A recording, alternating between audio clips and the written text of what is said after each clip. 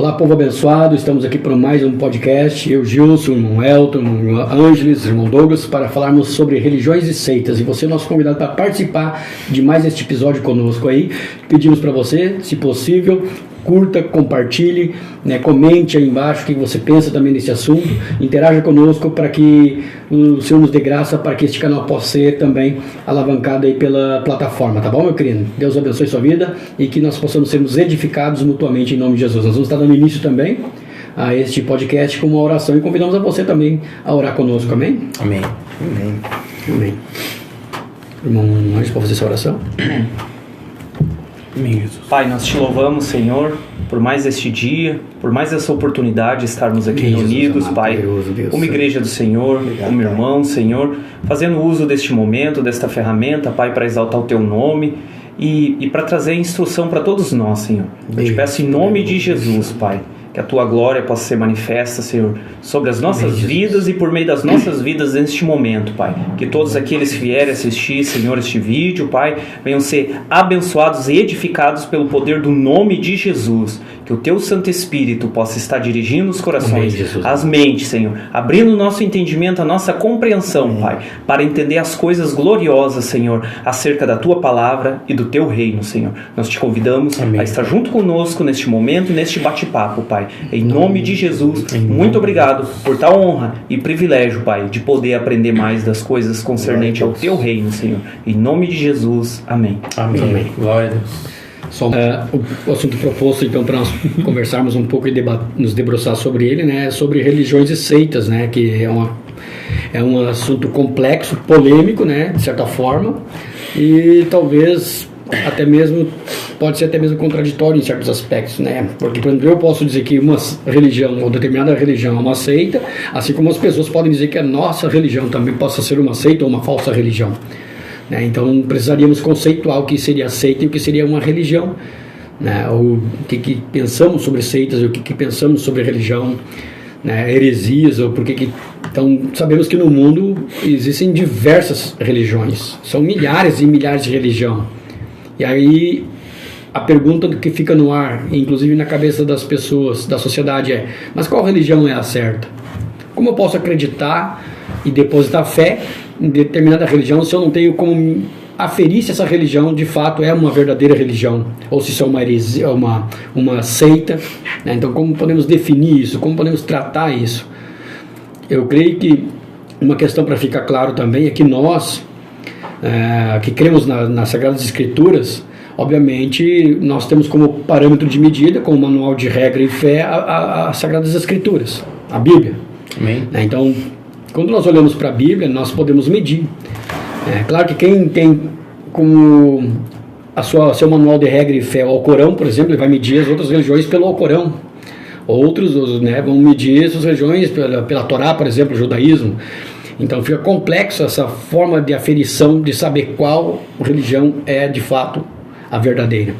Então a gente quer debater um pouco sobre esse assunto, sobre essas questões, tentar trazer de alguma forma, trazer a lume esse entendimento para que haja compreensão no coração e na mente das pessoas a respeito disso. Porque, por exemplo, o que define nós entendemos que estamos num caminho correto ou numa verdadeira religião? Primeiro, à luz da Bíblia, que é a forma como nós professamos, nós cremos na Bíblia como palavra de Deus, não como contendo a palavra de Deus. Acho que o primeiro entendimento que nós temos que ter é isso. Para nós, a Bíblia é a palavra de Deus, não apenas contém.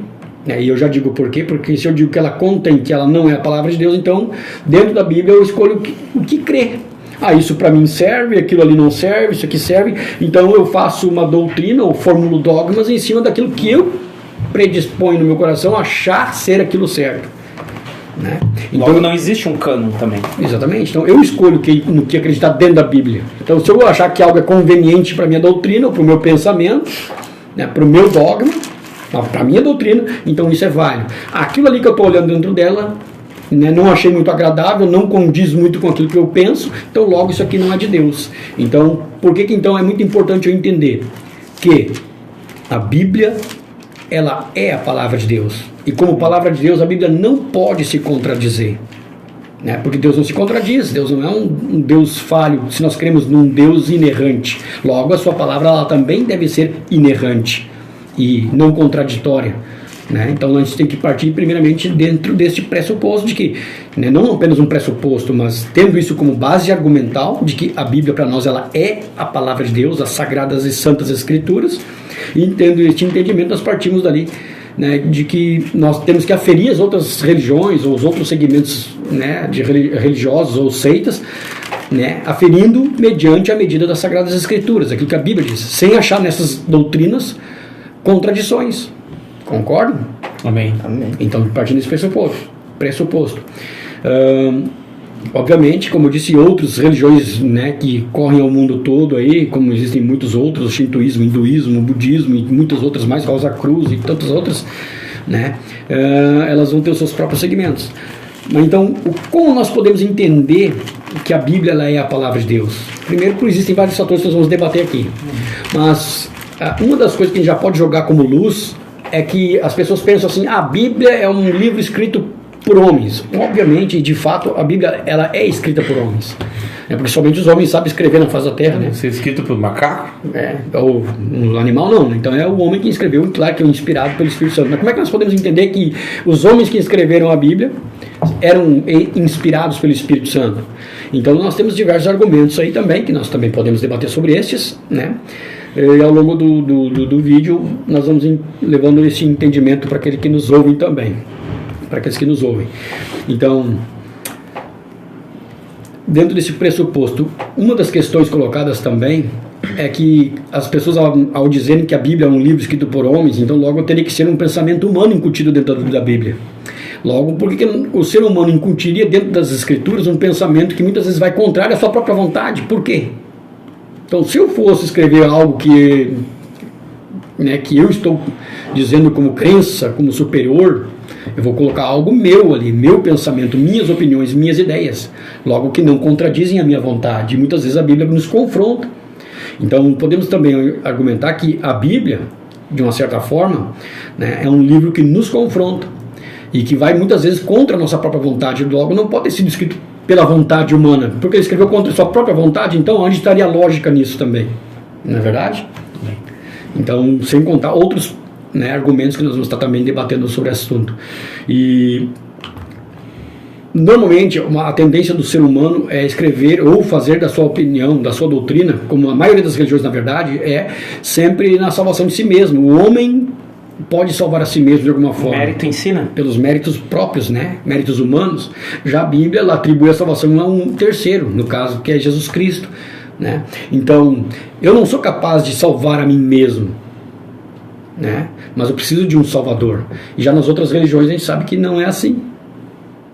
Então assim a gente pode debater sobre essa questão, né? E ver o que os irmãos também argumentam, pensam, né? E fazer essa troca de informação para enriquecer o assunto. Amém. Amém. Posso fazer uma observação? Vai ser breve. Sobre o que o pastor falava ali a respeito de muitas religiões, né? Eu nem sei quantas existem no mundo, mas com certeza são mais de 7 mil, né, pastor? Bem mais. E eu lembro que... E tem uma passagem muito conhecida aqui no Evangelho, eu até abri aqui, vou ler, mas é muito conhecida, né? Disse-lhe Jesus, eu sou o caminho e a verdade e a vida, e ninguém vem ao Pai senão por mim. E a gente fica falando de religião e muitas vezes a gente esquece do significado da palavra, né? Uhum. Religião vem da palavra latim, né, pastor? Religare, é isso, né? É isso. Que significa religação com o Pai. Então Jesus ele roga para ele a religação com o Pai. Ele diz que ele é o caminho, ele não é um dos caminhos, ele é a verdade e não uma das verdades.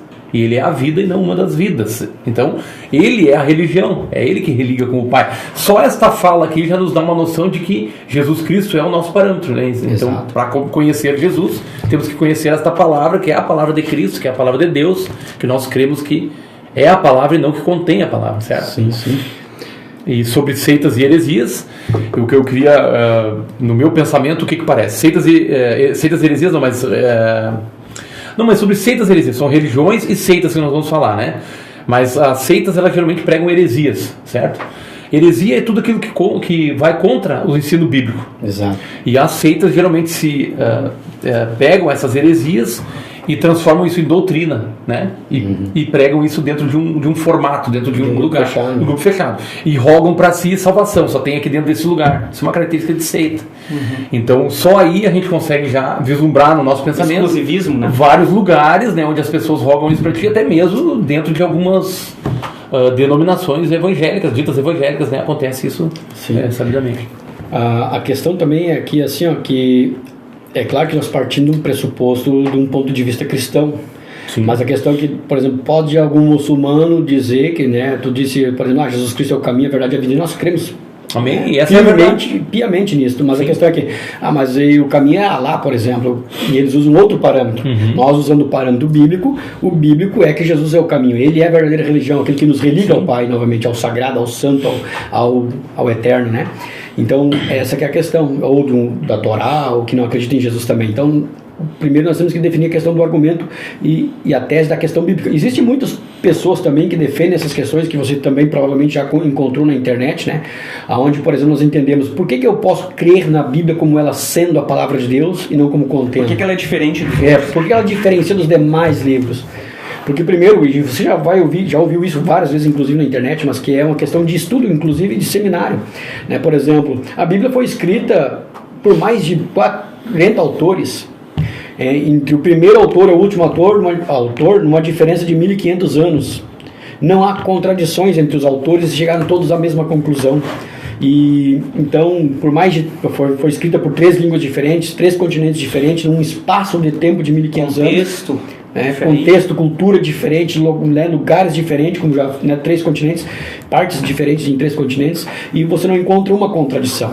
Sendo que se eu escrever um livro, eu sozinho, com mais de 100 páginas, provavelmente em algum momento vou tropeçar para me contradizer, vou errar em algum pensamento, em alguma conclusão. Já a Bíblia, né, eu gosto de dizer e fazer o contraditório como argumento. Por exemplo, se ela foi escrita por 20 ou mais de 40 autores, você pega, por exemplo, já usei esse argumento, 20 pessoas que têm a mesma idade, que moram no mesmo bairro, ou seja, têm a mesma cultura praticamente, moram no mesmo bairro, têm a mesma idade, falam a mesma língua, estudaram no mesmo colégio, botam eles dentro da mesma sala, dentro da sala de aula, todos juntos no mesmo lugar, basicamente com a mesma idade, e botam um título no quadro e escrever cada um deles uma dissertação de 20 linhas. E escreve o título, Deus. Cada um faz uma dissertação de 20 linhas acerca de Deus.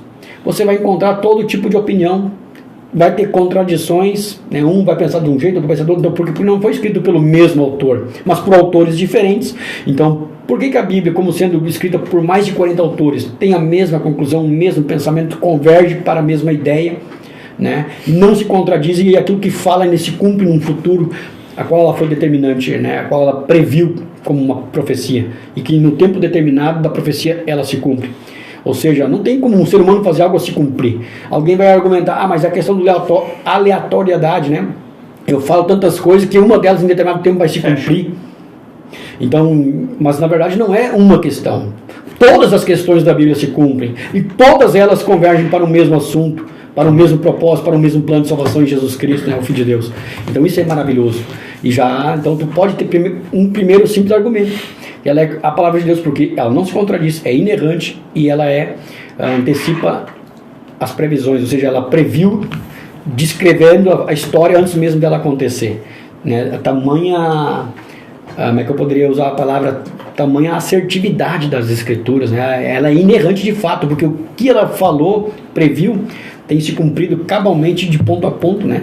Então isso é uma das comprovações, vamos assim dizer, mais fascinantes das escrituras. Essas previsões, pastor, são tão assertivas que alguns estudiosos, principalmente da teologia liberal, depois vão dizer que foi escrito depois, né? Não tem como o negócio é tão assertivo que tu crê que foi escrito anteriormente, ou alguém escreveu depois e datou em outro momento, ou deu o nome de um outro autor. Pegou os acontecimentos, escreveu e botou uma data depois. Mas o interessante para isso tem a crítica textual, né, que vai comprovar o período, né, cultura, isso, o momento, quem realmente escreveu, se realmente está inserido dentro daquele contexto, né? Exato. E isso que é interessante, tu ver essa assertividade bíblica das profecias bíblicas, né? Então tem algo em comum ali, algo que não é natural mesmo. Então podemos ver que é um livro que se diferencia e se destaca, inclusive, de outros parâmetros de fé, no caso, como, né, não querendo ofender nenhuma religião, mas o Alcorão. Né, o Alcorão surgiu 600 anos depois. 600 anos depois. Inclusive, partes do Antigo Testamento, no caso, estão inseridas no Alcorão. E a Torá também, ela é parte da Bíblia também, né? Como, só não acreditam no Novo Testamento, né? Que é o Antigo Testamento, né? Tu vinha, os profetas e os escritos, né? Então, tu vê que o Novo Testamento também tem o mesmo peso do Antigo Testamento, né? Pelas assertividades e também por tudo que o Novo Testamento escreveu, né? Inclusive, muitas religiões hoje são baseadas nas escrituras também, né? Pegam trechos isolados, versículos, sem contexto, e criaram religiões. Isso tem muito disso também. Como é que eu não entendi, irmão? Muitas religiões são baseadas em versículos. Né? Sim, fora de isolados, isolados. Tipo, e aí, voltados mais para o homem do que para Deus, né? Voltado mais para o homem. Esses textos fora de contexto, eu até estava vendo uma coisa bem interessante que aconteceu recentemente, né? E até, eu acho que eu vi, não me lembro onde é que eu vi, mas é um pastor, né, de uma igreja evangélica. Ele pegou um versículo, né, e usou ele como base para poder cantar uma música mundana, né, no púlpito. Ele cantou aquela música É o Amor, né, e ele disse que essa era uma música inspirada pelo Espírito Santo, que ela poderia ser usada para pregar, e ele usou o versículo aquele, e Paulo pregou com toda a liberdade. Né? Aí um outro pastor, Eliseu Rodrigues, é o nome dele, vou dar aqui a honra para ele. Ele pegou e explicou, né, cara? Esse versículo aí pegou em liberdade, significa que Paulo não estava mais preso, ele recém tinha saído da prisão. Inclusive ele estava pregando em casa, ele estava limitado dentro da liberdade dele, ele não era uma questão de pregar qualquer coisa. Liberdade para pregar liberdade espacial, ele estava falando. Isso, né? Exatamente. Aí para tu ver como às vezes um texto fora de contexto, como o irmão botou ali, ó, gera uma heresia, inclusive dentro do nosso meio, né? Isso sem contar aí inúmeros casos de religiões e seitas que pegam uma partezinha da palavra, isso aqui se encaixa, isso aqui não, isso aqui sim, ou fazem uma reinterpretação, esquecendo toda a explicação do Antigo Testamento e o Novo, que é a revelação, e formam essas religiões, né, que foram iluminadas recentemente, e as pessoas aceitam como sendo verdade. Uma das coisas que, como eu disse, como nós cremos nas santas e sagradas escrituras, a palavra de Deus, a Bíblia, como ela sendo, então, o nosso parâmetro de medida, né? Então, embora que muitas religiões, inclusive religiões históricas, né? E aqui eu quero, por exemplo, chamar a atenção para a questão do catolicismo, né? O romano, porque a palavra católico ela significa universal. Então, nos primórdios da igreja, a igreja primitiva, ela era conhecida como igreja católica de fato. Né? Então, às vezes, uma interpretação errada de muitos evangélicos ou de muitos protestantes acabam dando margem para filósofos e pensadores católicos, no caso, desmerecer o conteúdo, né, ou até mesmo o ensino do protestante, porque o protestante às vezes se baseia numa questão não fundamentada. E aí acabam falando muitas coisas, bobagens, inclusive, e acabam dando argumento para que o cara possa refutar com coerência também. Então, a igreja católica, ela é de fato a igreja primitiva, tá? E aqui eu dou assim, a questão da mão à palmatória, né? A igreja católica, de fato, ela era conhecida como igreja primitiva. Até porque o nome Igreja Católica Apostólica Cristã é um nome correto, biblicamente, porque ela tem um parâmetro, um fundamento bíblico, né? A igreja, ou seja, o corpo de Cristo, né? Universal, católica, né? Igreja Católica Apostólica, sobre os fundamentos dos apóstolos, como diz a Bíblia também, se não me engano, no livro de Hebreus, né? Acho que é Hebreus, apostólica, cristã, sobre os fundamentos dos apóstolos de Cristo. O problema foi quando entrou o romano no meio, né, que é onde começou a entrar, ao longo da história, algumas introduções do paganismo, né, da religião romana dentro da igreja. E aí, por isso que, né, mais adiante, lá, não que somente Martim Lutero teve que fazer o movimento da reforma, já teve outros reformadores, inclusive além de Martim Lutero e antes de Lutero, inclusive, né, que precisou se fazer uma correção, uma reforma. A ideia de Lutero era reformar a igreja, não protestar contra a igreja, não dividir a igreja na época. Então, ao longo dos séculos, né, quando para-se a perseguição e que então acabam se oficializando futuramente, olhando na perspectiva, né, do tempo passado, que para-se a perseguição, que a Igreja Católica então ela passa a ser reconhecida como a Igreja Oficial do Império, então passa-se a fazer parte da Igreja todas as pessoas que tinham, né, como o seu estado o Império Romano. Então não era mais então a Igreja composta por convertidos a Cristo, pelo novo nascimento, como as Escrituras nos ensinam lá no livro de João, capítulo 3, que a gente precisa nascer de novo. Então, todo cidadão romano tem por religião oficial agora confessado, de certa forma, né, o cristianismo como a sua religião oficial do Império. Então, todo mundo passou de uma hora para outra a ser cristão, de certa forma, em algum aspecto, né? Claro que isso não foi de uma hora para outra, mas foi gradativamente, já era mais fácil, né? Quando foi oficializado a religião romana, a religião cristã como oficial do Império, se facilitou essa, entre aspas, conversão, sem a necessidade de uma renúncia, sem a necessidade de uma conversão interior, sem a necessidade de um novo nascimento, como a Bíblia chama. Tu imagina, pessoas interpretando a Bíblia sem o próprio Espírito, né? Então a Bíblia é um livro espiritual que se discerne espiritualmente, como diz lá no livro de 1 Coríntios capítulo 2, versículo 14 ao 16, né? Que ela se discerne espiritualmente. O homem natural não compreende as coisas do Espírito. Então tu imagina, homens natural, que se agora então passaram a ser da religião cristã, entre aspas, né? Interpretando as Santas Escrituras de certa forma. E ensinando com favores do Estado, favores dos governantes, né, das autoridades, a politicagem entrando no meio da igreja, e homens que não tinham mais o Espírito, que estavam ali por conveniência, que estavam ali por favores, muitas vezes em cargos elevados na igreja, passando a dirigir o povo de Deus, sem a orientação do Espírito, com interpretações espúrias.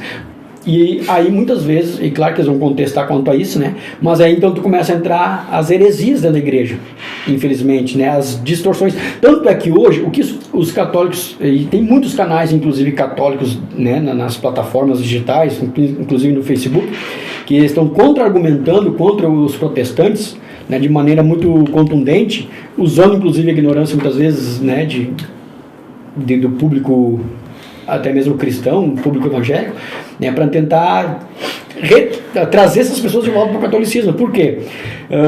Por causa dessa falsa interpretação, porque Constantino era do diabo, Constantino isso, Constantino aquilo, a igreja foi criada por Constantino. A igreja católica não foi criada por Constantino, a igreja católica sempre existiu, como eu disse, ela era conhecida pela igreja primitiva como igreja católica, a igreja universal, o corpo universal de Cristo. Esse aqui é o significado, é o corpo, igreja universal, né, católico de Cristo.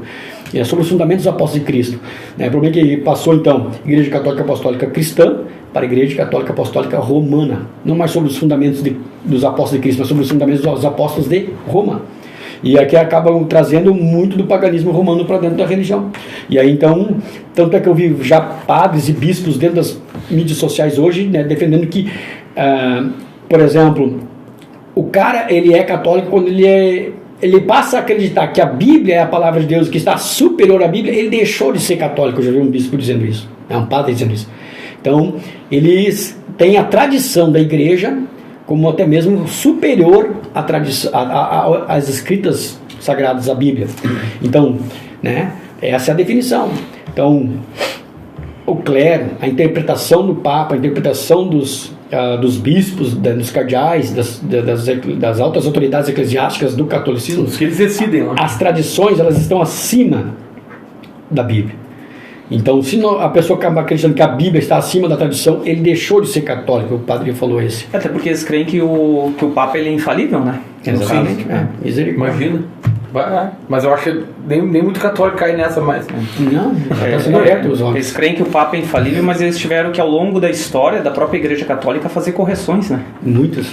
Então, tu imagina. Exatamente. Como é que não é infalível se hoje estão corrigindo coisas dos papas anteriores? Inclusive, teve papa no passado que apoiou o nazismo. Muitos concílios da Católica para corrigir certos equívocos do passado, né? E legal que aconteça isso. A questão é que cai por terra essa ideia de infalibilidade, né, do homem, principalmente, né? E imagina numa época, por exemplo, como no caso, né, dos primeiros séculos, até a Idade Média, por exemplo, o nível e até a dificuldade das pessoas buscarem a escola. Não tinha praticamente acesso, as pessoas eram poucas as pessoas que liam, e nem mesmo se tinha também impressos bíblicos, né, espalhados nas mãos do povo, como hoje nós temos um exemplar de Bíblia completa nas mãos de qualquer pessoa que queira ter acesso a ela, né? Então há uma dificuldade de ter acesso aos textos sagrados. E quando tinha, muitas vezes as pessoas eram leigos, não tinham como ler, não tinham estudo para isso. Mesmo que tu soubesse ler, pastor, o acesso era limitado. E além de limitado, era limitado numa língua. Exato, latina, dentro do latim.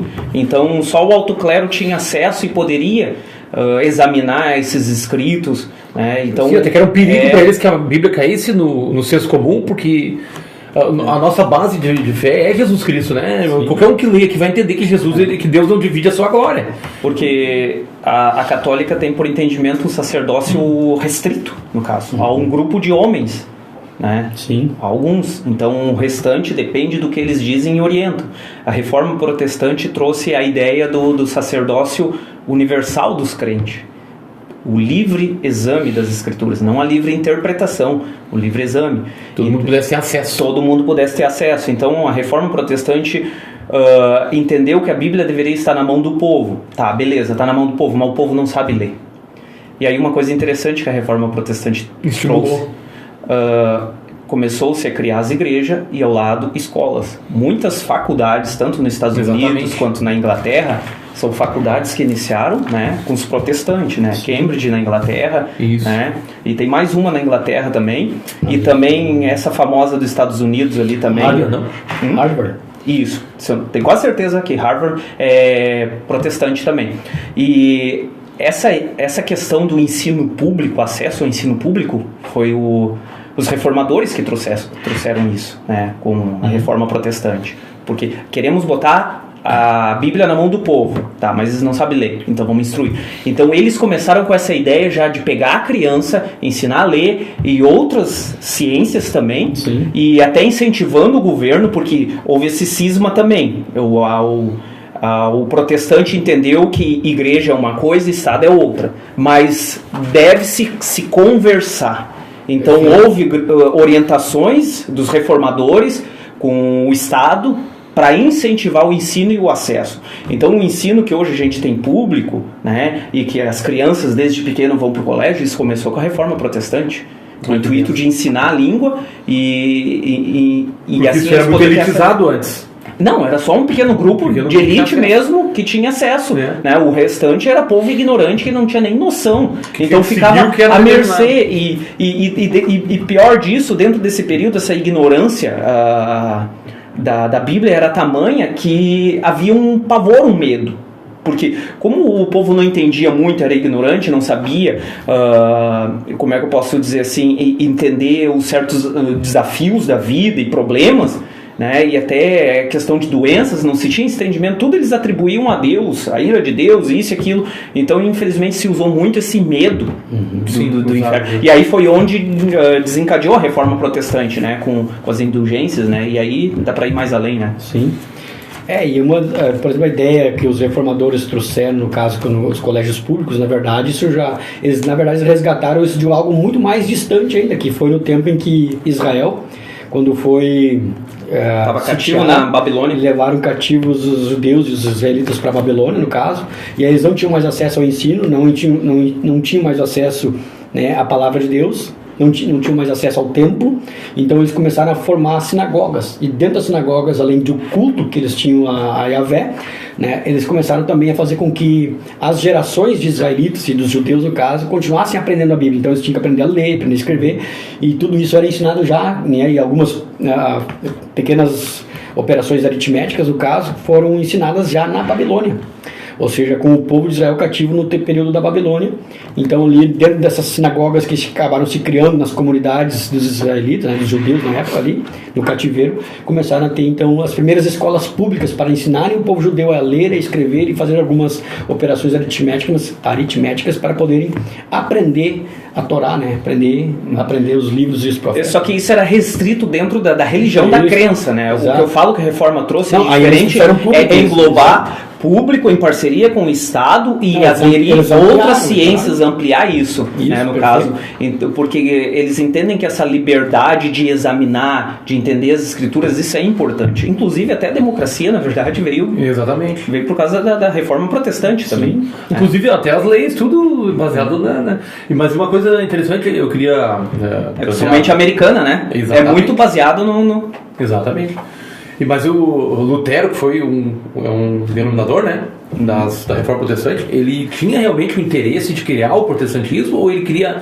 A reforma era da igreja em si? Existe um debate sobre isso aí, né? Não, é certo que ele só queria uma reforma. Tanto que as 95 teses dele, quando ele escreve, ele fixa na porta do castelo de Wittenberg, né? Em latim. Latim era uma língua que só estudiosos acadêmicos tinham acesso. Não era o povo. Então, a ideia dele era convidar para o debate mesmo. Para reformar. Né? Tanto é que quando ele foi chamado lá para ele se retratar, né, ele estava disposto a se retratar. Porém, deveria provar para ele, por meio das escrituras, que ele estava errado. Pois é, aí...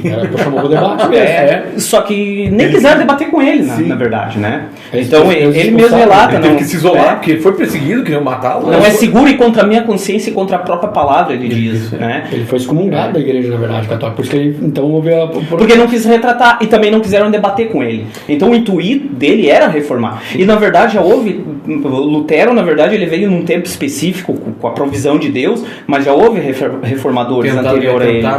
O exemplo, John Hus, né, na Boêmia, Savonarola também, na Itália, e John Wycliffe na Inglaterra, né? Então, esses caras prepararam um terreno. E demais outros caras também que já estavam... E outros que não tiveram também a sua grande importância, como esses que tu nomeou, que também já eram, por exemplo, os anabatistas, os valdeses também, que eram também segmentos que já se tinham também pequenos movimentos, no caso, né?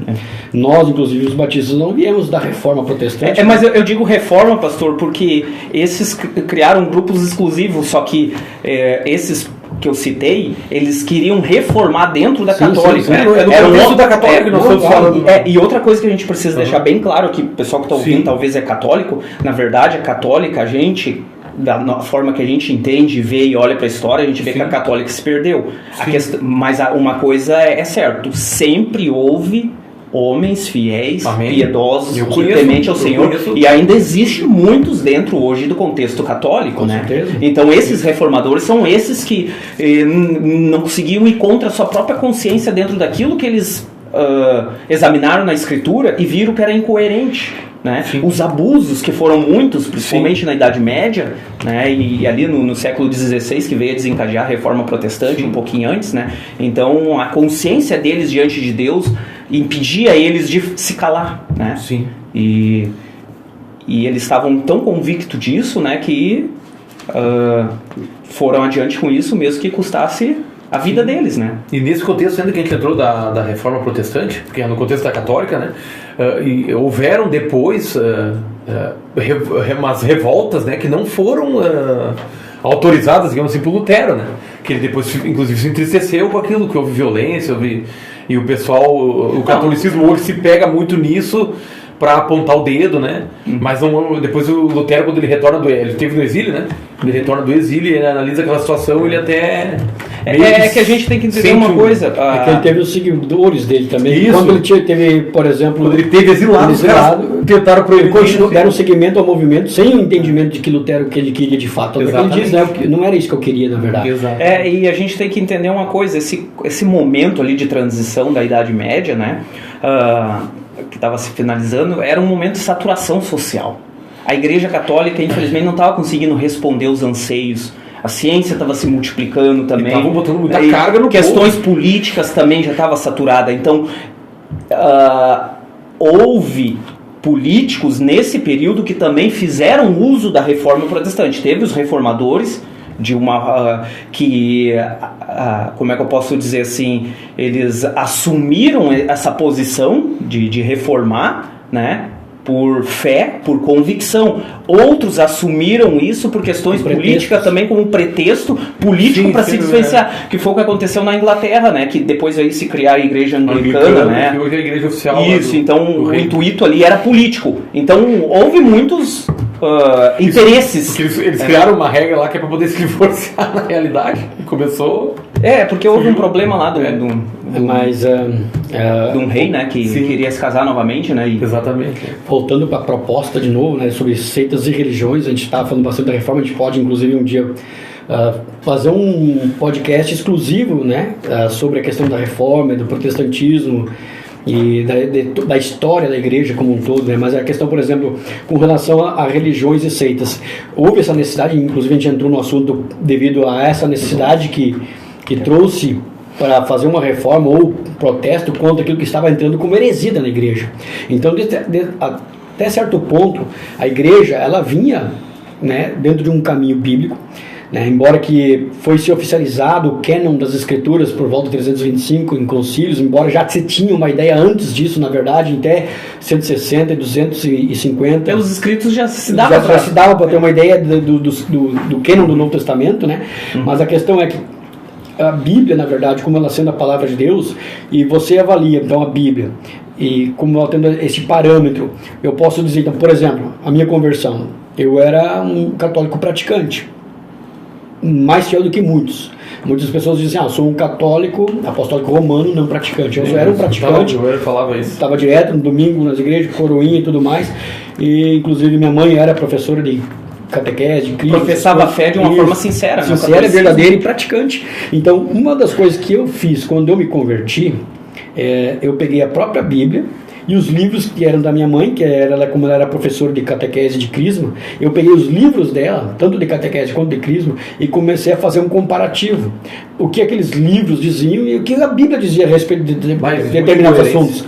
Então, não é uma questão assim de uma fé cega, pelo contrário, é uma fé que te abre os horizontes, te faz refletir, pensar, porque a fé na Bíblia diz que ela é inclusive racional, né? Então, tendo a Bíblia como esta regra de fé, como parâmetro, como palavra de Deus, eu analisando, por exemplo, a tradição, analisando, né, os dogmas que hoje a Igreja Católica defende, não é insustentável esses dogmas diante, né, do confronto com as Escrituras. Alguém pode até tentar argumentar e coisa e tal, mas, por exemplo, acabam não se sustentando. Num debate não se sustenta. Não, mas é que a questão que para nós não se sustenta, mas para eles se sustenta porque tem a tradição que é mais importante. Mas bíblica não se sustenta, inclusive.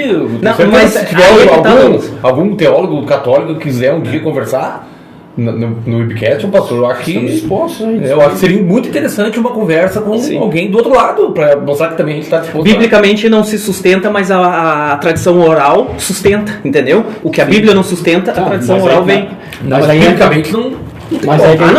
Eu concordo, mas para eles eu estou dizendo. Mas é o que eu disse desde o princípio do nosso episódio de podcast de hoje. O que acontece?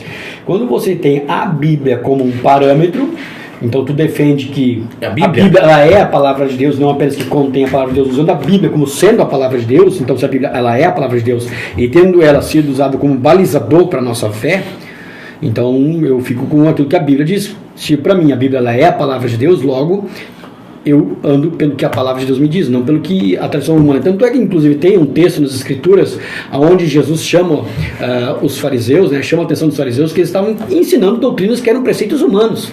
E invalidavam as Escrituras por causa de preceitos humanos, por causa de doutrinas humanas, né? Então Jesus chama a atenção dos fariseus: olha, vocês estão invalidando a palavra de Deus, invalidando as Escrituras por causa dos preceitos humanos. O problema nem é considerar isso, né, pastor? O problema nem é considerar a tradição. O problema é quando a tradição sobressai as Escrituras. Porque até nós, evangélicos, protestantes, a gente se utiliza e muito da tradição. A questão é que quando a tradição... Não pode ferir a palavra. Isso, quando a tradição ela sobressai as Escrituras, a gente opta por ficar com as Escrituras. É nesse sentido que eu acho que não sustenta, porque, por exemplo, eles têm as tradições e tudo, eles contam muito com a ignorância do povo que não lê a Bíblia. Porque, e muito menos a tradição vão conhecer, porque aquelas tradições ali não poderiam ferir a palavra de Deus. Então, eles jamais vão dizer assim, ignorem a Bíblia, eles não podem dizer isso. Mas eles dizem, olha, o que nós decidimos é o que vale. Mas as pessoas não se dão conta que muitas coisas que eles decidem são contrárias à doutrina bíblica. E eles não assumem isso. Mas se tu for para um debate, não se sustenta porque tu vai conseguir expor essas questões, entende? É nesse sentido que eu acho que não se sustenta. Não, tu vê incoerência e contradição. Exatamente. Né? A tradição com a palavra. Exatamente. Exatamente. Lá no livro de Mateus 15:2, 15:2, não. Porque os fariseus perguntaram para Jesus, né? Porque Jesus, versículo 1 do capítulo 15. Então chegaram ao pé de Jesus os escribas e fariseus de Jerusalém, dizendo: por que transgridem os teus discípulos a tradição dos anciãos, pois não lavam as mãos quando comem pão? Ele, porém, respondendo, disse-lhes: por que transgredis vós também o mandamento de Deus pela vossa tradição? É uma pergunta retórica. Porque Deus ordenou, dizendo: honra teu pai e tua mãe, e quem maldisser ao pai ou à mãe, morra de morte. Mas vós dizeis: qualquer que disser ao pai ou à mãe é oferta ao Senhor, o que poderias aproveitar de mim? Esse não precisa honrar nem a seu pai, nem a sua mãe? E assim invalidais pela vossa tradição o mandamento de Deus. Hipócritas, bem profetizou Isaías a vosso respeito, dizendo: este povo honra-me com seus lábios, mas o seu coração está longe de mim. Em vão me adoram, ensinando doutrinas que são preceitos dos homens. Amém. Então, veja que Jesus ele repreende a tradição humana, né, dos homens, dos fariseus aqui, né, e hoje não é diferente. Inclusive, como católico, praticante, na época eu me lembro de um corinho que a gente cantava muito, né, pela palavra de Deus saberemos por onde andar. Pois é. Ela é luz e verdade. Ou seja, eles consideram a Bíblia como palavra de Deus. Saberemos por onde andar. Ela é luz e verdade. Precisamos acreditar. Mas depois não preciso mais acreditar? Ué, que contraditoriedade é esta, né? Então, pela palavra de Deus saberemos por onde andar. Pela palavra. Ela é luz e verdade. Precisamos acreditar. Né? E depois no discurso é uma coisa, enquanto tu vai para então fazer o uso disso, aí eles vão dizer é a tradição que está acima da Bíblia. É incoerente, é contraditório. Então como eu posso acreditar em algo contraditório? Já a palavra de Deus com a Bíblia Sagrada, ela não tem contradição entre si, né? Ela é um livro completo, como nós falamos no início do podcast. Ela é um livro inerrante de fato, porque se é a palavra de Deus, ela não pode ter erro. Ah, mas eu encontrei o erro. Será que a tua interpretação está de fato correta? Tem erro de copista, a gente sabe disso, né? Por exemplo, o copista lá que copiou uma coisa ou alterou um número, mas que não altera a essência do texto. Isso é fato. Sabe? E nos originais, tu vai analisar... Só uma porcentagem muito pequena. Não, também. nos originais não tem erro. O problema é a cópia, o problema são as traduções. E é uma porcentagem ainda muito pequena. Exato. Então, aí que tu começa a avaliar as coisas. Então, foi traduzida por inúmeras línguas a Bíblia, e dentro dessas traduções, né, tem que levar em considerações as etimologias da palavra e o contexto, trazer com uma proximidade para o nosso tempo. Agora, tu pegar os escritos originais, ela não tem contradição nenhuma.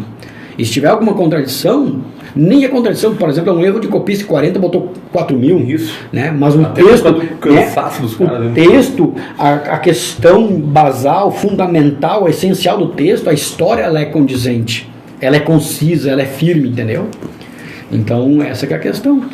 Então, a palavra de Deus, ela é inerrante, não tem contradição, e precisamos de fato acreditar, né? Precisamos acreditar, ela é luz e verdade. Mas é o que o relativismo hoje em dia entrou, né? Mas tudo aí, inclusive a católica. Dentro disso, pastor, levantar uma questão.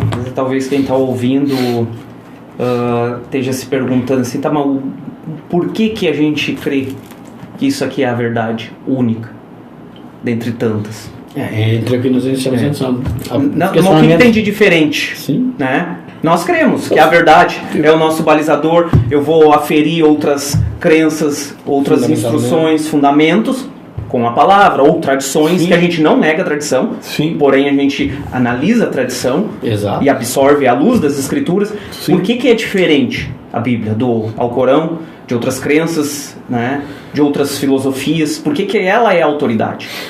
Foi o que a gente colocou no início do podcast, né, desse episódio, a questão de como posso entender que a Bíblia, de fato, ela é a palavra de Deus e não o Alcorão, ou não, né, outro livro qualquer.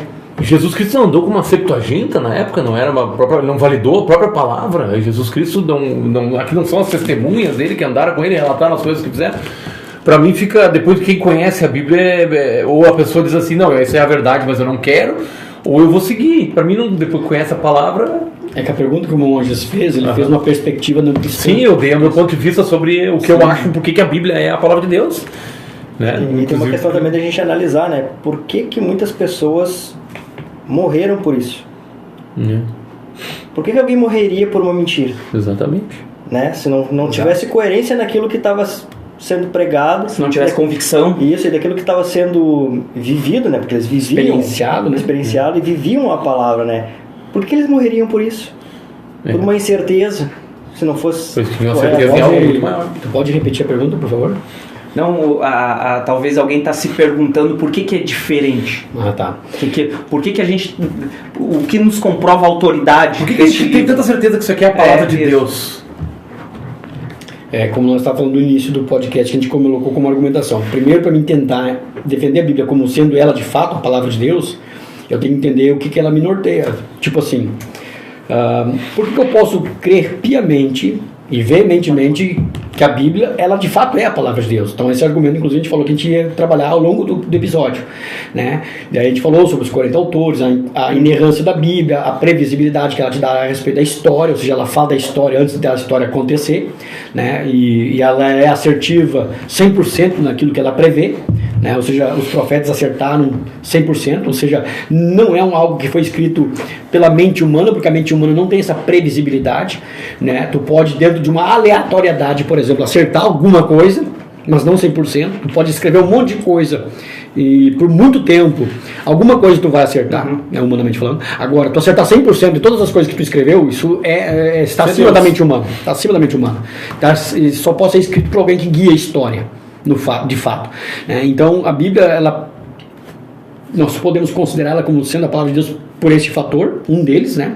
Pela inerrância, pela previsibilidade dos profetas a respeito da história, da inerrância dessa previsibilidade, que previu, aconteceu em tempo certo, no momento certo, previsto pelas Escrituras. Então isso já são fatores. A Torá, por exemplo, que falando aqui das maiores religiões monoteístas do mundo, no caso como o cristianismo, o judaísmo e o islamismo, né? Então a Torá também faz parte da Bíblia, ou seja, os primeiros livros da Bíblia, bem como também os profetas, que os judeus acreditam nos profetas também, no sagrado, né, nos livros históricos. Eles chamam de Tanakh. É isso. E até mesmo o Corão, né, defende a questão da ideia de um cristianismo até determinado ponto da sua história, o que acabou divergindo depois com algumas desavenças, né, de Maomé com relação a alguns cristãos, né, no decorrer da sua implementação.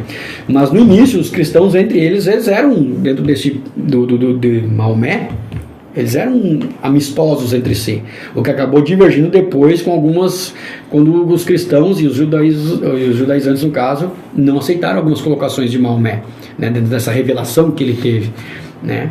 Então, mas inclusive acreditavam no Deus de Abraão, né, que precursou toda a questão da crença num único Deus, o pai Abraão, no caso, né?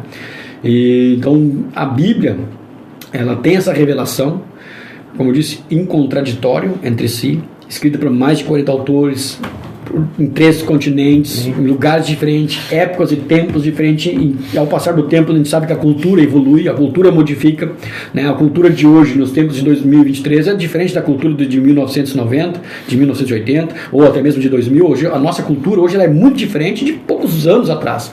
Agora, tu imagina o primeiro autor da Bíblia, que vivia numa cultura determinada, né? Há 1500 anos antes do último autor, que é João, né? O quanto dentro da história desses 1500 anos não mudou a cultura, ou até mesmo de lugares, porque a cultura na mesma época, no mesmo tempo, ou seja, em 2023 aqui, se nós olharmos a nossa cultura aqui no Rio Grande do Sul, no Brasil, com a cultura de São Paulo, já é diferente em algumas questões, né? Falando a mesma língua, vivendo no mesmo ano, no mesmo tempo, apesar de termos uma cultura básica, né? Mas há diferenças culturais locais. Agora tu imagina em continentes diferentes, línguas diferentes e tempos da história diferentes sendo escrita e convergindo para o mesmo ponto. Uma coisa bem interessante dentro disso também, para a gente olhar com a Bíblia com outros olhos, tem um ponto bem interessante que vai complementar isso que tu falou, pastor. Essa autoridade, ela reside em Jesus Cristo. Mas eu não creio em Jesus. Perfeito. Né? Tá. primeiro, Jesus, ele ratificou tudo isso que tu falou. Exato. Então, que esse é o ponto. E ele levou sempre junto nessas... Exato. O ponto-chave vai ser a figura de Jesus, tá? Isso. Realmente, não... as questões proféticas, né? A constância na revelação, né? Jesus ratificou tudo isso, tá? Então vamos para Jesus. Vamos discutir Jesus. Jesus, ele rogou para si e ele veio munido de uma autoridade incomum jamais vista na terra. Sim. E um dos pontos disso não é só os ele milagres. fala coisas que ninguém ousou falar. E também não é só a questão dos milagres. Sim, eu sou o caminho, é verdade, eu sou Deus, somos... E não é só a questão também de uma palavra poderosa e incomum, né? Que nenhum outro falou como ele falou. Exato. A questão é que ele foi o único que lidou com a morte de uma forma diferente. E isso que reside a autoridade em Cristo. Amém. Né? Porque se Cristo não ressuscitou, vã é a nossa fé, a Bíblia vai dizer. Então, o cerne da autoridade bíblica reside em Jesus. E aí agora nós vamos... Tá, mas Jesus existiu... E ele foi profetizado, inclusive, cara. Isso. E aí ele veio como um cumprimento profético de todo o Antigo Testamento. Tá, mas Jesus existiu? Aí, para aquele que talvez está nos ouvindo e é mais racional... A Bíblia é um ótimo documento histórico. Sim. E isso não há controvérsia. Mas isso é provado e comprovado a figura de Jesus, a existência de Jesus. Então, olha só que interessante. Jesus histórico, como se diz, né? Isso, olha que interessante. Tá, beleza, Jesus rogou para si uma autoridade, né? Ele ratificou de Jesus do que Alexandre o Grande. Ele ratificou todo o Antigo Testamento, trouxe doutrinas, né? Uma luz maior, no caso, né? Sobre o Antigo Testamento. E a gente diz que ele venceu a morte, que ele fez coisas em comum. Ah, mas e se ele não existiu? Isso também não há dúvida da existência de Jesus. Não. Um estudioso sincero, ele percebe isso e não tem contra-argumentar com isso. Existem provas extra-bíblicas. Exatamente. Perfeito. Então, essa certeza que nós temos na palavra de Deus, ela reside em Jesus Cristo, que foi o único que fez obras em comum e principalmente ele morreu e ressuscitou. Ó, só 3 evidências extra-bíblicas que Jesus existiu aqui, ó. Suetônio, também historiador romano, apresentou por volta de 120 d.C. 2 registros históricos encomendados por Roma, um sobre a vida de Cláudio e outro sobre a vida de Nero. Em ambos ele faz referência a Cristo. Tem Tácito, historiador de Roma, ao descrever, Josefo, né? Ao descrever o incêndio de Roma em 64 d.C., cita o nome de Cristo, e depois Flávio Josefo também, historiador judeu, aliado dos romanos. Flávio Josefo, cerca de 37 d.C. a 100 d.C., né? Igualmente fez menção a Jesus. Todos esses não eram cristãos. E são documentos históricos extra-bíblicos, entende? E tem historiadores africanos também. Também tem muito mais, aqui só para citar 3 exemplos, né? Exato. E a questão também de argumentativo é também, se Jesus realmente, ele falou 3 coisas, né? As pessoas argumentam, por exemplo, se ele era um mentiroso e um louco, não se sustentaria todo os seus ensinos, não passaria da sua época. E outra, seria um louco como qualquer, não teria peso cultural, não teria peso etimológico, não tinha nada. Seria isolado. Seria isolado. Né? E se de fato ele é quem diz ser, há uma diferença, né? Então, até se ele não é louco e mentiroso, então tem que prestar atenção. Uma coisa se ele é louco, não durariam os ensinos dele, não dividiria a história. Então são N fatores, na verdade. Agora não recordo de cabeça também esse tipo de argumento, mas ele é um argumento também bastante interessante, porque valida, por exemplo, ninguém, como disse Elton antes, ia morrer por uma inverdade ou mentira, né? Tu não ia colocar a tua vida em risco, a vida da tua família em risco, dos teus filhos em risco, para sustentar uma mentira. A não ser que tu era louco. Viram coisas muito... Né? E muita gente louca ao mesmo tempo é impossível, né? Que viram coisas... Viram coisas tremendas, testemunharam coisas tremendas. Exatamente. Foi disposto a ir até a última consequência por aquilo. E sem contar as experiências e os testemunhos de coisas maravilhosas, extraordinárias, sobrenaturais que viram acerca de Jesus, né? O quão aquilo chocou aquela época, quanto aquilo chocou sem hoje ter o meio que nós temos tecnológico, de difundir as coisas por meio de plataformas digitais, mídias sociais e tudo mais. Aquilo ali aquela aquele assunto, as novidades, as boas novas de Jesus se espalhou como um pólvora naquele período, né? naquele ambiente, né? Tanto em Jerusalém, em Israel, fora de Israel, Decápolis e toda a Ásia, e depois indo até nós, chegando no nosso tempo, ou seja, e isso todo mundo conhecido. Isso não se sustentaria se caso não tivesse as pessoas experiências com Jesus. Uma fé cega não se sustenta por muito tempo. Por exemplo, se eu não tivesse experimentado e vivenciado o que eu já experimentei, o que eu já vivi em Jesus, ainda que eu não o vejo com os meus olhos, mas eu vivo, eu sinto, eu experimento ele todos os dias, eu experimento experiências sobrenaturais, reais, né? Então, se isso é apenas algo da nossa cabeça, vai chegar um momento que seria cansativo sustentar. Sem experiências é verdade. Entendeu? Então, por que a experiência, embora que a experiência não substitui a fé? De maneira alguma. Mas não substitui o ensino. Não é doutrina. E não é doutrina. Mas a doutrina, o ensino lógico, correto das Escrituras, a fé, né, racional, como a Bíblia diz, a fé que te faz ter a razão da nossa fé, como diz a palavra, ou seja, que te traz experiências que fundamentam esta fé, que é a prova das coisas que eu não vejo, né, mas que se esperam e que tu vivencia isso, como diz lá em Hebreus 11:1. Então, e são coisas que fundamentam a tua fé e tu tem como âncora da tua alma em Jesus Cristo. Ou seja, são as experiências que ninguém pode te roubar. Amém. Obviamente, como diz o irmão, bem dito, porque a gente sabe que dentro do meio evangélico também existe muito misticismo, né? Que pessoas que só vivem de experiencialistas, mas que vai olhar muitas vezes não tem fundamento bíblico nenhum. Nem sequer conhece. Não? Então isso não pode ser... Eu vou na igreja da revelação. A fé não pode ser sustentada no misticismo, mas na racionalidade das Escrituras e na razão da nossa fé. E aí tem muita gente que confunde também fé com convicção, né? Tem convicção naquilo e acha que é fé. E na verdade a fé ela não vem de nós, ela é um dom de Deus. Pensamento positivo. Uma energia. Eu creio nisso, eu tenho convicção disso. É o segredo. Tá na moda agora, é o segredo. Tu atrai aquilo que tu pensa. Positivismo. É uma questão, é que a fé, nós cremos numa pessoa, né? É num ser que morreu, ressuscitou, venceu a morte. Nossa fé está firmada e fundamentada na pessoa de Jesus Cristo. E na ressurreição. Sem a ressurreição de Cristo, a nossa fé é vã. E ponto final.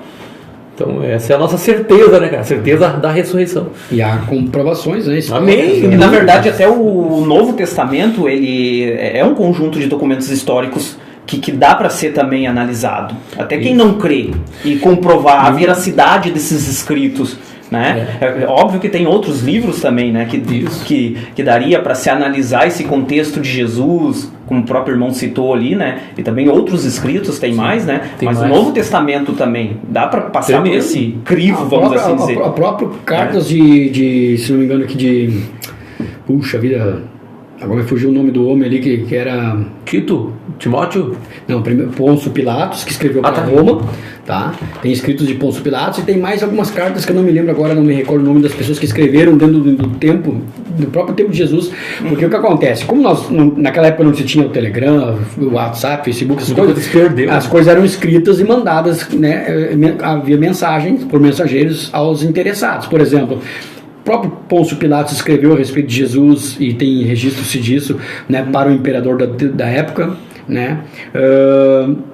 Tibério César, se não me engano, também escreveu a respeito de Jesus. Isso, Tibério César. E mais uns 2 ou 3 aí também, que eu não me recordo o nome agora, né, de pronto, que também escreveram. Porque o que acontece? Eles tinham que fazer como é que se chama assim, quando tu faz uma prestação de contas, né? O que está acontecendo no reino, né? Um relatório. Isso, um relatório. Está acontecendo isso, tem um fulano assim que se diz isso. Ou seja, eles traziam um relatório e levavam a informação para os autoridades. Porque Jesus era uma figura que chamava atenção, né? Então uma rebelião podia surgir ali, imagina.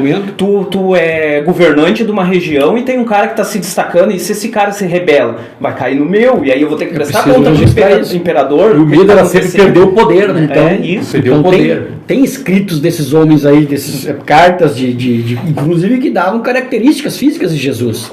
Se pegar, inclusive tem na internet ali, como os expostos ali, se pesquisar com coerência. Então, que relato, fulano, Beltrano, assim, que se dizia isso, dizia aquilo, esse assim. Aí mandavam para os imperadores, né? Para relatar quem era essa pessoa, qual eram as características assim, assado, né? Então, tem registros às vezes bíblicos da pessoa de Jesus, inclusive da autoridade de Jesus, como diz o próprio, se não me engano, Pôncio Pilatos, dentro de um desses registros, diz que o olhar dele era um olhar profundo, penetrante, que movia a alma, inclusive, né? paralisava o ser, que trazia grande terror ou grande alegria, grande paz, uma paz que era excedente ao comum. Incomodava ou saciava, depende. Exatamente. Até a questão dos milagres dele também é citado, né? Que multidões seguiam ele, o qual ele fazia muitos milagres, né? O próprio Flávio Josefo vai citar isso, né? Isso. No livro dele. Inclusive, o Flávio Josefo, se não me engano, fala da ressurreição, né? Que o homem apareceu depois de crucificado. Não é, pastor? Sim, dizem que alguns dizem terem ressuscitado, Isso. né? Mas ele traz como registro, né? Que as pessoas realmente estavam falando, né? Exatamente. E a Bíblia fala que ele apareceu para 500 pessoas ao mesmo tempo. Exato. E Flávio Josefo coletivo é esse. Exatamente. E Flávio Josefo não era cristão, né? Então o que resta para as pessoas que não creem na palavra é desacreditar a palavra. Então essas partes que são, para nós, né? Eles têm que achar algum meio de desacreditar isso e lançar no descrédito. Então a gente lida com esse tipo de pessoas hoje, porque não tem como negar aquilo ali, então procuram subterfúgios para. Então existe hoje no meio aí pessoas que negam inclusive o apostolado de Paulo, né? Entre os judaizantes aí, né? Aí tem tem um as certo questões, favor de Paulo. até as questões, por exemplo, das seitas e heresias. Então nós estamos falando assim, primeiro entendimento que temos que ter. A Bíblia, de fato, poderíamos conversar horas ainda a respeito desse assunto e argumentar a favor, né, da autoridade bíblica, né, como sendo palavra de Deus, comprovações históricas, né, comprovações sobrenaturais, espirituais, assertividade das profecias e incontraditoriedade das Escrituras e muitas outras coisas mais. Mas a questão é, então, tendo a Bíblia, já tendo entendimento sobre tudo que nós já falamos aqui a respeito de que a Bíblia, de fato, é a palavra de Deus, então você pega a Bíblia como parâmetro, como regra de fé. Já foi definido, já foi definido. Exatamente. Agora, então, como definir uma religião, ou uma seita, ou uma religião verdadeira? Então, para nós é bem simples e bem claro. Por exemplo, a religião verdadeira é aquela que segue a palavra de Deus como ela é. Nada além e nada aquém. A Bíblia não precisa, ela é autossuficiente, ela não precisa ser acrescentada a nada, nem tirada a nada. Inclusive, temos tudo o que precisamos, né? Inclusive, tem uma advertência dentro das Escrituras a respeito daquele que tirar ou colocar alguma coisa dentro do livro, né? Inclusive o livro de Apocalipse, principalmente. E é o único livro que fala que tem bênção para quem lê o livro de Apocalipse, né, que promete bênçãos, porque às vezes as pessoas deixam de lado ler o livro de Apocalipse, mas sendo que ali que é o único livro que fala que tem bênçãos para quem lê esse livro. Mas, e a sabedoria. Então a questão é, então, tendo toda essa questão definida, a Bíblia tendo a segurança de que de fato ela é a palavra de Deus, eu começo a balizar a minha crença sobre esse livro sagrado, a palavra de Deus. Então, eu tenho que ter a humildade, a hombridade e a decência dentro do meu coração de poder entender as Escrituras, né, e aplicá-la na minha vida. Então, se a minha fé, como foi o caso que eu fiz, quando eu comecei a entender as Escrituras, a estudar a Bíblia, e eu me senti confrontado nas minhas crenças, pela incoerência, eu comecei a pensar assim, tá, mas então tudo que eu aprendi estava errado, tudo que os meus pais aprenderam estava errado, tudo que os meus avós aprenderam estava errado, porque viemos de uma mesma linha religiosa. Então, não pode ser verdade isso.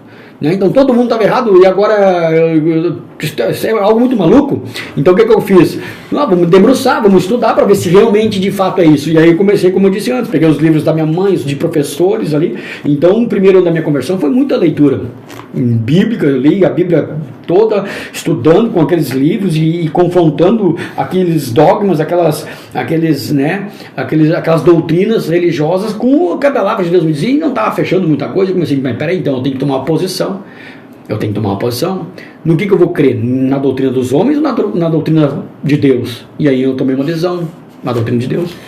Tem um ditado do meio evangélico que a gente fala, né? Quem gosta de estudar teologia, gosta de estudar a palavra, que diz assim: leia a Bíblia para não precisar acreditar no que os outros falam, né? Exato. Então, a melhor forma mais segura de saber se eu estou indo numa religião, né, ou numa religião, numa igreja que prega a verdadeira doutrina, é aquela que prega a Bíblia.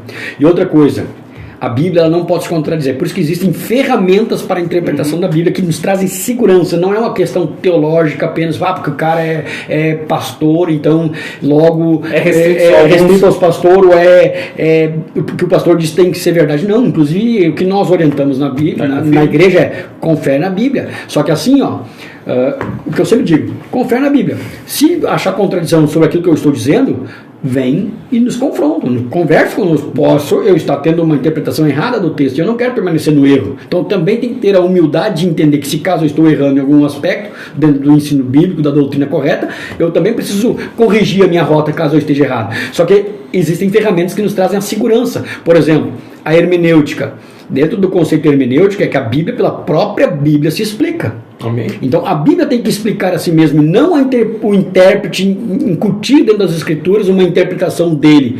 Por isso que nós encontramos várias incoerências, né? Então, dentro daquilo que nos é revelado para a salvação do ser humano, a soteriologia, né? A Bíblia, o que é hermenêutica e soteriologia? A Bíblia é clara. Alguém não entenda isso. O pastor está pregando para a igreja. Pastor, tem gente que quer se converter lá, ó. Amém? Glória a Deus. A soteriologia é o estudo sobre a salvação do homem, né? E a hermenêutica é uma matéria também dentro do seminário da teologia que diz que, né, o conceito básico é a Bíblia interpretar ela mesma. Ou seja, se eu tenho um texto das Escrituras aqui, eu interpreto de uma forma e eu achar um texto daqui a pouco que vai me contradizer a forma como eu entendi aquele texto, a minha interpretação sobre aquele texto está errada, porque a Bíblia ela é harmônica nos seus textos, inclusive dentro do seu contexto. Então, existe uma máxima que diz, gente que pega textos isolados do seu contexto e formula seus pretextos. Então tu vai provavelmente formular uma heresia, uma falsa doutrina. Então a doutrina que eu fundamentar tem que estar em coerência e em harmonia com toda a Escritura. Então eu tenho segurança numa verdadeira e sã doutrina. E a Bíblia diz, né, o apóstolo Paulo orientando a Timóteo que nós temos que pregar a sã doutrina. A sã, ou seja, uma doutrina sadia, algo que não contradiz o contexto das Escrituras. Então é muito importante, e esta matéria, por exemplo, a hermenêutica, ela é muito importante dentro da interpretação bíblica. Então todo texto dentro do seu contexto está harmonizado com as Escrituras, e por isso nós entendemos que a Bíblia ela é inerrante e ela não se contradiz. Por quê? Porque harmonicamente ela é perfeita. Então, mas eu interpretei uma coisa aqui e a Bíblia diz outra coisa ali, eu achei contradição na Bíblia. Será que a tua interpretação está de fato correta, meu querido? Então tem que entender isso. E outra questão para reconhecer, né? Exato. E outra matéria, inclusive, é a exegese. Dentro do contexto teológico, a exegese é aquele texto que você extrai do texto que realmente o texto queria dizer. Não que eu interprete o que aquele texto queira me dizer. Ou seja, eu não vou colocar dentro do texto a minha interpretação, mas extrair do texto o que ele quis de fato dizer dentro dele. Né? Isso é coerência bíblica. Então existem maneiras e formas corretas da interpretação bíblica, ferramentas adequadas, né, para te poder ir ao texto e extrair algo, extrair o que realmente é o texto, né? Porque daí tu não vai ter contradições nenhuma. Inclusive, hermenêutica e exegese é um termo bastante conhecido no meio jurídico, né? Isso. Se todo advogado que estiver assistindo aqui fizer isso na Bíblia, vocês vão se converter aí, cara. Perfeito. E aí tu vê a magnitude das Escrituras, né, na sua assertividade, na sua inerrância, como nós falamos, entendeu? Pastor, aproveita e explica aí Septuaginta, pastor, que a gente falou esse nome aí, talvez tenha alguém lá que... Até no meio dos crentes tem gente que não sabe de Septuaginta. A Septuaginta é uma tradução da Bíblia hebraica, né, do Antigo Testamento para o grego, né? Então quando o Império, se não me engano, foi o grego ou romano, né? Foi o grego, né? Com Alexandre o Grande, se não me engano, depois isso, né, teve seus sucessores. Aí então eles... A Biblioteca de Alexandria. Isso. Aí eles separaram 70, alguns dizem 72, né? 72 eruditos. Não é certo isso, né? Mas ficou, entre 70, por isso que é 70, Septuaginta, né? Mas foi 70 ou 72, então uns dizem que, né, há uns 70, outros dizem 72, mas não importa. Independente se é 70, 72, nem isso é certo também. Mas vamos arredondar para 70. Né? Mas o certo é a Septuaginta por causa dos 70. 70 grandes eruditos e conhecedores da Torá, né, e também do Tanakh, né?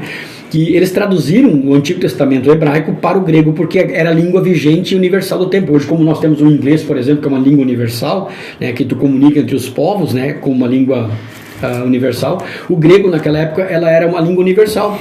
Então, para que a Bíblia fosse também colocada, né, o Antigo Testamento, no tempo que não havia ainda Jesus vindo ao mundo, para que alcançasse mais, e até um helenismo, né, na verdade o que acontece, como o imperador grego da época, ele foi esperto porque ele queria consolidar a sua conquista. E então, dentro dessa questão cultural, ele sabia que tinha uma coisa em comum, que era a crença nos judaica, né, nos livros sagrados, né, na Tanakh e no Torá. Então o que acontece? Ele, para popularizar-se dentro dos judeus e dentro daquele império ali, né, e oficializando a língua grega para que também fosse aceita a língua grega, eles tiveram a ideia também de fazer uma tradução né, do Antigo Testamento. Não foi por caridade, não, foi por interesse também, de certa forma. Então vamos traduzir a Bíblia para o grego e colocar na mão, de certa forma, né, E na verdade havia o intuito também de reunir todos os livros de sabedoria do mundo. Também. Uma biblioteca que ele tinha essa ambição, né, de ter todos os escritos de sabedoria do mundo. Pergunta foi e os judeus eram referência nisso também, né? E aí Mas a pergunta foi especificamente sobre a questão da tradução da Septuaginta, né? Sim, mas tá ligado a isso, pastor? Sim. Aí, era um livro que ele queria ter. Ele queria ter todos os livros do mundo que dizia respeito à sabedoria. E os judeus eram referência de sabedoria também. Sim, sempre foi. E este imperador pediu a tradução também para compor a biblioteca de Alexandria, né? Exato. Então a Septuaginta ela foi criada com esse intuito primário, né, no caso, né? Sim, de popularizar a língua grega e de tornar algo mais comum também e despertar o interesse também pelo Império, né? Inclusive essa biblioteca de Alexandre o Grande é muito famosa e ela foi... Ela pegou fogo. Pegou fogo. Mas foi uma tragédia, né? Foi uma tragédia absurda. Lá. Hoje nós ia ter muita informação. Meu Deus. Muita informação. Porque, querendo ou não... Pegaram fogo. Nós ia conhecer a história de muitas coisas daquela época e quem sabe até povos muito mais antigos, né? No caso, sim. né? Então, essa aqui é a questão, né? Então, a Septuaginta é isso. Foi a Bíblia hebraica, né? O Antigo Testamento traduzido para o grego, ela era escrito no hebraico, foi traduzido para o grego e foi feito um compêndio uma coleção, né, de livros, a Bíblia, né?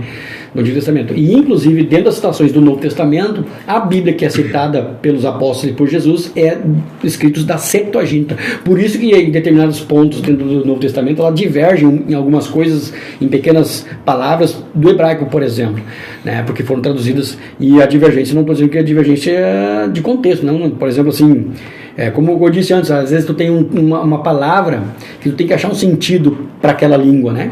Por exemplo, assim, a virgem, vamos supor, né? A jovem, né? Então tem alguma questão ali que entre os judeus eles vão pegar muito essa questão que a virgem conceberia um filho, daí a tradução do hebraico vai dizer que a jovem conceberia um filho. Então ela era virgem ou era apenas jovem? Então entre essa questão que é um fator inclusive dos judeus, né, que defendem que a Maria não era virgem dentro desse contexto. Então era virgem ou era jovem? Ou eram as duas coisas? Mas é a etimologia da palavra. E quando Jesus ele fala a respeito do Novo Testamento e usando a Septuaginta, ele está dando veracidade também. Mas é complicado, né? Porque tem uns lá que defendem que Maria não era virgem. E aí tem outros que Maria depois de ter filho continua virgem. E aí está aí no meio. E aí eu achei esse versículo aqui, olha só, olha que interessante aqui, ó. É conhecido. E logo os irmãos enviaram à noite Paulo e Silas a Bereia. E eles, chegando lá, foram à sinagoga dos judeus. Ora, esses foram mais nobres do que os que estavam em Tessalônica, porque de bom grado receberam a palavra, eles receberam, examinando cada dia nas escrituras se essas coisas eram assim. Então, se todo mundo fizesse isso, eu acho que estava resolvido o problema, né, pastor? Exato. Então, cuidado, as heresias elas partem, né, da contraditoriedade dos ensinos bíblicos de maneira sadia, né? As seitas é pior ainda, porque elas arrogam para si a ideia de que a salvação só está ali dentro daquele ambiente, né? Então os outros ninguém tem salvação, nós somos os detentores da salvação, né? Já nós não pensamos assim, nós pensamos que Jesus salva independentemente de onde você está, desde que esteja em coerência, em comunhão com Jesus e na sua palavra, tá? Mas a denominação que você frequenta, desde que esteja em harmonia com as Sagradas Escrituras, você é salvo, né? Tem essa questão.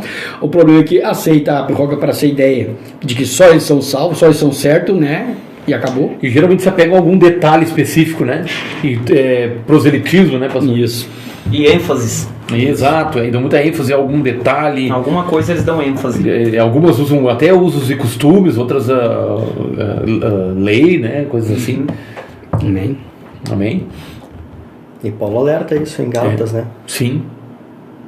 Se alguém pregar um evangelho que seja diferente, ou até mesmo eu pregar um evangelho diferente desse, ou um anjo de luz, seja anátema, maldito. E ele repete isso aí, né? Você repete ele duas vezes. Amém. Mais alguma coisa? Tremendo. A gente não chegou a citar muitos nomes de religiões aí, mas as pessoas... Mas eu acho que no contexto dá para se entender também, né? O que dá para se entender é o quê? A Bíblia é a regra, isso. É o cânon, né? É a vara de medir, isso. Então, ou seja, o padrão, né? É que a gente não temos o interesse de ofender ninguém, né?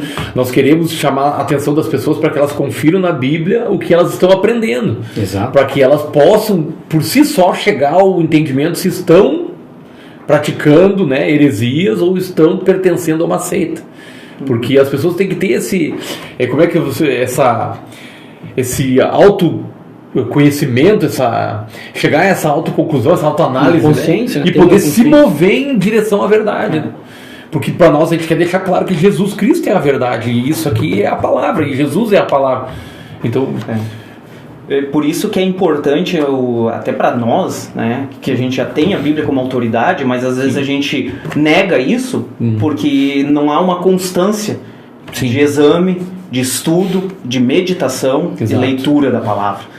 A Bíblia vira uma bobilha, às vezes. Às vezes muito interessante. Ou de porções isoladas, ou porções da própria internet. Não se para um momento específico e exclusivo para aquilo, né? Para extrair algo, para orar, meditar e buscar algo, né? E às vezes a pessoa lê uma vez e se dá como satisfeito. Sim. Qualquer livro, quando tu lê a segunda, terceira vez, é diferente da primeira. É verdade. Então a Bíblia, quanto mais tu lê, mais tu vai entendendo, mais tu vai tendo revelações. Então por isso fica aqui a dica, a importância da meditação. Mas já li a Bíblia 5 vezes, 10 vezes. Continua lendo. É pouco. Essa é a boa conversação do crente. É pouco, né? Porque eu sei que tem pessoas, li a Bíblia uma vez, me dou como satisfeito. Pra mim... Nós cristãos cumprir uma obrigação de ler uma vez só de morrer. Nós cristãos deveríamos ler a Bíblia no mínimo uma vez por ano. Se nós cremos nesse livro como regra de fé da nossa vida, como um manual, eu quero estar consultando esse manual constantemente, até porque eu quero ter uma vida próspera. E para mim ter uma vida saudável e próspera, eu preciso ter orientações. Né?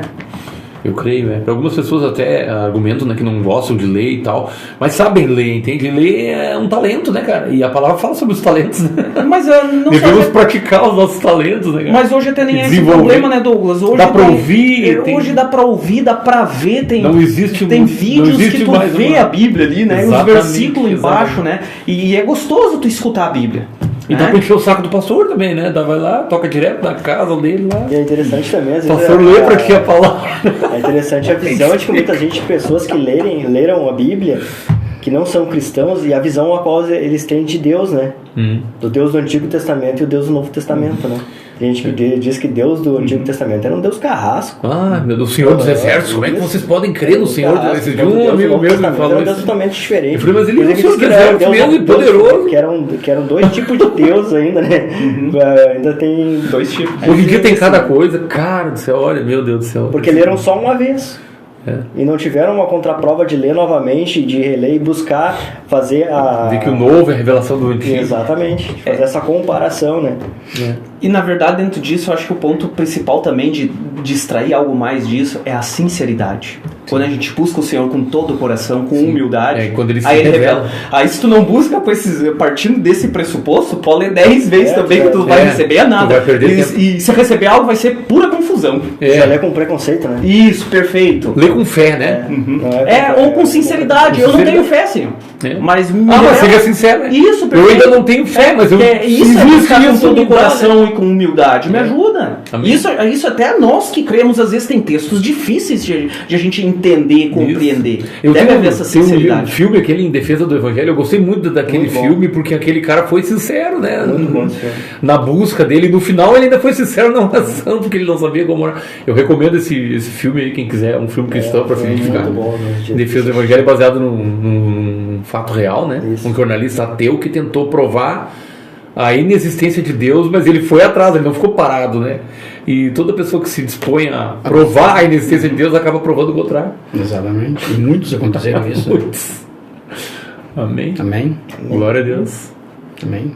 Então, agradecemos a audiência de você. Se você puder, então, mais uma vez eu te peço compartilhar, curtir e comentar nesse vídeo. Não se esqueça de se inscrever. Não se esqueça de se inscrever, verdade. Se inscreva aí para nos dar um apoio aí, que assim você também estará ajudando na evangelização, Amém. Né, de certa forma, né, por meio digital. Então a plataforma acaba reconhecendo isso, que é um vídeo interessante, e acaba também, né, como é que se diz ali, indicando para outras pessoas que poderiam olhar também, e assim também seriam edificados, até mesmo ouvir a palavra de Deus aí para a salvação da sua alma, tá bom, meu querido? Então ajude-nos a evangelizar o mundo. Deus abençoe você, Deus abençoe sua vida, em nome de Jesus, amém? Amém. Glória a Deus.